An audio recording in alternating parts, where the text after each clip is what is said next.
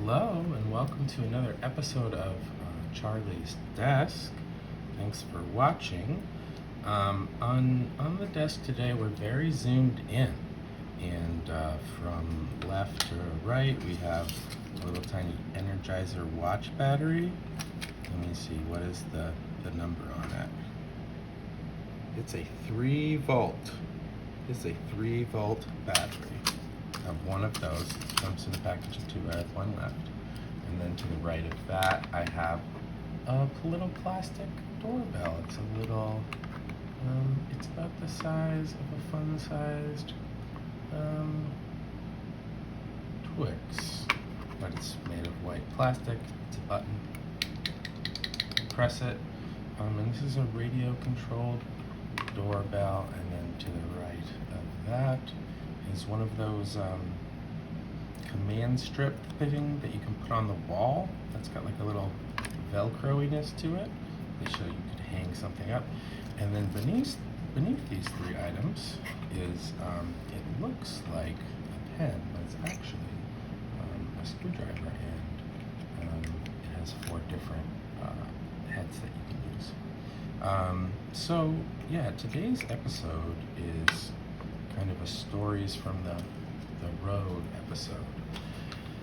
And it's about why, as an O&M, you should be ready and willing to learn how to fix a doorbell. And so I want to talk a little bit about like why you go out on the road as an O&M specialist and teach orientation mobility to people around where they live. And I thought I'd choose this doorbell, this broken doorbell, because it would connect me to a story I had with a client where if you lose your sight and nobody told you about orientation mobility, you didn't know about independent travel, you were just kind of on your own, you might end up more isolated because you can't do the stuff that you're used to doing, going to the store, the post office box. Maybe your vision changed slowly, so for a while you were getting by, but then it gets really hard, and then at night. So that can lead to isolation. And so when I went to go see this person, their doorbell didn't work. And so it was hard to reach them at first, but then eventually we got to talking, and they were game to learn orientation and mobility. And one of the first things we did was go to Home Depot.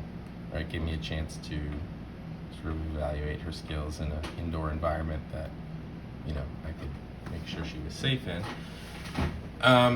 but also do something to try and break that isolation. And that's one of the things I think is special about O&M, is that for people who are new to vision loss and maybe are struggling with the travel aspect of it, the training to the travel skills that can help break that isolation. So this doorbell really symbolizes that for me, and these radio controlled doorbells are pretty cheap, and there's not much to them. So you open it up, and then there's one of these little 3 volt batteries in the top portion, and you just kind of push down on the lower half of the battery and pop right out. And then there's a little plastic bracket for that battery that's held in with 2 screws. And I'll just take those screws out with this little cool pen thing that my friend Jackson gave me. Shout out Jackson. So, and then beneath the black plastic little bracket for the battery, which is it's like the size of a nickel, this battery, right? So that holds it against one of those green chips like we saw in the braille displays or any kind of computer. I guess it's like silicon, right? So now that I've taken the bracket out, this green chip should come out of the plastic thing. Oh yeah, push back on the button. Okay, so now we have a little green chip. I'll hold it up to the camera, and it looks very cool. It's green, it has lots of shiny little metal bits, and lots of little writing. just like numbers and letters. B6, R, all R2, R1, R5, C10. Anyways, it doesn't really matter that much. What it is, there's a button input. So that the button on the front of it, hold it next to my ear.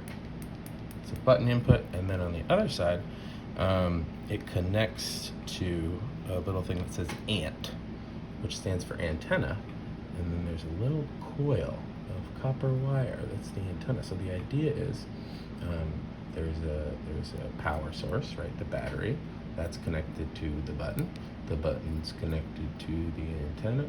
The antenna is connected to a little speaker that rings in your house and lets you know when your friend is there, right? So we need a doorbell.